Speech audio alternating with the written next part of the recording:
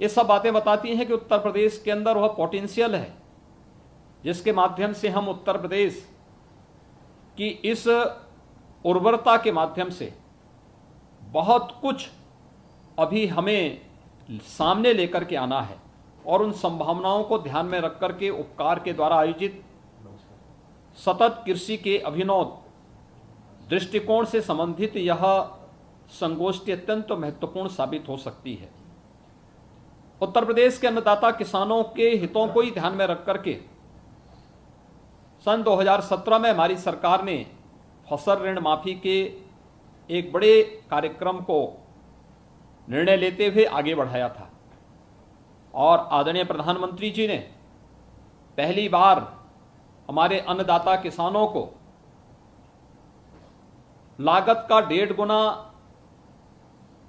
न्यूनतम समर्थन मूल्य के बराबर लागत प्राप्त हो, इसके लिए उन्होंने 2018 में एमएसपी की जो घोषणा की, आज सफलतापूर्वक वह प्रदेश के हमारे अन्नदाता किसान प्राप्त कर रहे हैं। रिकॉर्ड मात्रा में खाद्यान्न का उत्पादन और किसानों से सीधे क्रय करने की व्यवस्था आज राज्य में उपलब्ध है, लेकिन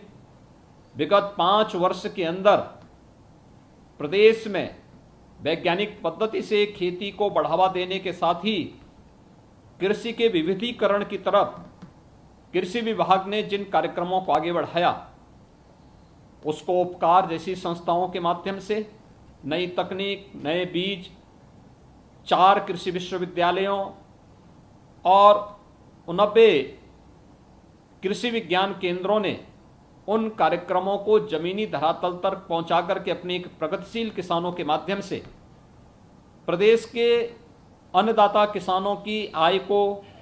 बढ़ाने में एक बड़ी भूमिका का निर्वहन किया। प्रदेश में इस दौरान हम लोगों ने विगत 5 वर्षों के अंदर 21 लाख हेक्टेयर से अधिक भूमि को अतिरिक्त सिंचाई की सुविधा भी उपलब्ध करवाई। दशकों से लंबित उन सिंचाई की परियोजनाओं को, चाहे वे बाण सागर की परियोजना हो, अर्जुन सहायक की परियोजना हो या फिर सरयू नहर राष्ट्रीय परियोजना, इन सभी को समयबद्ध ढंग से आगे बढ़ा करके हम लोगों ने अपने अन्नदाता किसानों के जीवन में व्यापक परिवर्तन लाने का प्रयास किया। 2017 के पहले प्रदेश का चीनी उद्योग पूरी तरह बंदी की ओर अग्रसर था, लेकिन विगत 5 वर्ष के अंदर बंद पड़ी चीनी मिलों को व्यवस्थित रूप से संचालित करने, इस सदी की सबसे बड़ी महामारी के दौरान भी प्रदेश ने 120 चीनी मिलों का संचालन करके विगत 5 वर्ष में 1,75,000 करोड़ रुपए से अधिक का गन्ना मूल्य का भुगतान भी अन्नदाता किसानों को उनके खाते में करने में सफलता भी प्राप्त की। आज हम सबके सामने जो सबसे बड़ा चैलेंज है वह कम लागत से एक विश्व मुक्त खेती हम कैसे कर सकते हैं, और इसके लिए हम आभारी हैं प्रधानमंत्री मोदी जी के, जिन्होंने यूनियन बजट में इस बात का प्रावधान किया और वह विकल्प है गौ आधारित प्राकृतिक खेती का। गौ आधारित प्राकृतिक खेती के लिए प्रधानमंत्री जी ने उत्तर प्रदेश से 2020 में कहा था कि क्या गंगा के तटवर्ती क्षेत्रों में हम लोग गौ आधारित प्राकृतिक खेती को बढ़ावा दे सकते हैं, औद्यानिक फसलों को और सब्जी उत्पादन को क्या हम इस रूप में आगे बढ़ाने में योगदान दे सकते हैं। उस समय हम लोगों ने गंगा यात्रा निकाली थी और गंगा यात्रा ने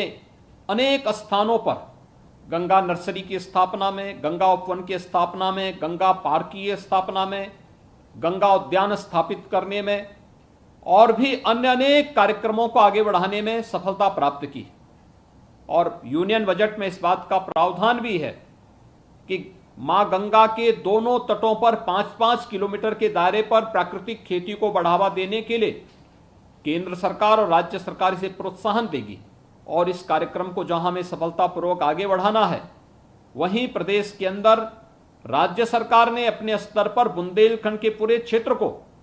प्राकृतिक खेती के लिए चयन का एक महत्वपूर्ण माध्यम भी बनाया है। प्राकृतिक खेती कम लागत में अच्छा उत्पादन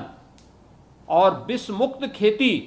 को बढ़ावा देने का एक महत्वपूर्ण माध्यम है। और इस महत्वपूर्ण माध्यम को आगे बढ़ाने के लिए मैं आप सभी उपस्थित कृषि वैज्ञानिकों का आह्वान करूंगा कि वे सभी इस अभियान के साथ जुटेंगे तो न केवल अन्नदाता किसानों की आमदनी को कई गुना बढ़ाने में हमें मदद मिलेगी, बल्कि तमाम प्रकार के रोगों से मुक्ति का भी एक माध्यम हम दे पाएंगे और गौ माता की रक्षा करने में भी हमें सफलता प्राप्त होगी। और इसके लिए मैं आप सबका आह्वान करूंगा कि हम सभी लोग मिलकर के इस कार्यक्रम को सफलतापूर्वक आगे बढ़ाने में अपना योगदान दें। इसके लिए राज्य सरकार ने हर एक कमिश्नरी स्तर पर टेस्टिंग लैब भी, जिससे बीज की और उत्पादन की सर्टिफिकेशन की कार्रवाई को हम संपन्न कर सकें,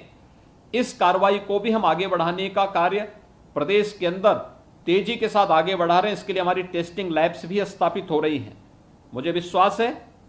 कि नमामि गंगे परियोजना की सफलता में कृषि विभाग के द्वारा दिए जाने वाले योगदान का और अन्नदाता किसानों की आमदनी को लागत कम, उत्पादन अच्छा और विष मुक्त खेती के माध्यम से हम अपने प्रदेश को एक जैविक प्रदेश के रूप में स्थापित करने में भी सफलता हमें प्राप्त हो जाएगी। आज का यह उपकार के द्वारा आयोजित एक दिवसीय संगोष्ठी सतत विकास के कृषि से संबंधित जो अभिनव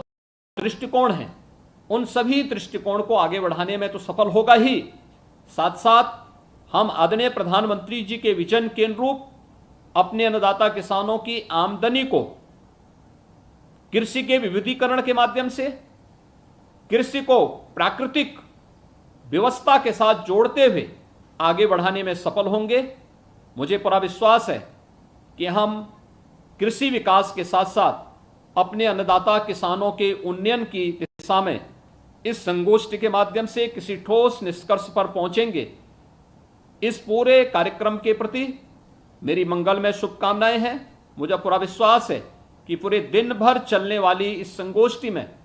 हम उन निष्कर्षों पर अवश्य पहुंचेंगे जिनकी संभावनाएं उत्तर प्रदेश जैसे राज्य में, जो प्रकृति और परमात्मा की विशेष अनुकंपा का एक प्रदेश है, इस प्रदेश के अन्नदाता किसानों के साथ साथ देश के अन्य अन्नदाता किसानों को भी इसका लाभ प्राप्त हो पाएगा। मैं एक बार फिर से उपकार के स्थापना दिवस के अवसर पर आप सभी को हृदय से बधाई देता हूं और विश्वास व्यक्त करता हूं कि हम एक निष्कर्ष पर पहुंच करके अन्नदाता किसानों की आमदनी को बढ़ाने और विष मुक्त खेती की ओर अपने अन्नदाता किसानों को ले जाने में सफल होंगे। आप सबके प्रति मेरी शुभकामनाएं। धन्यवाद। जय हिंद।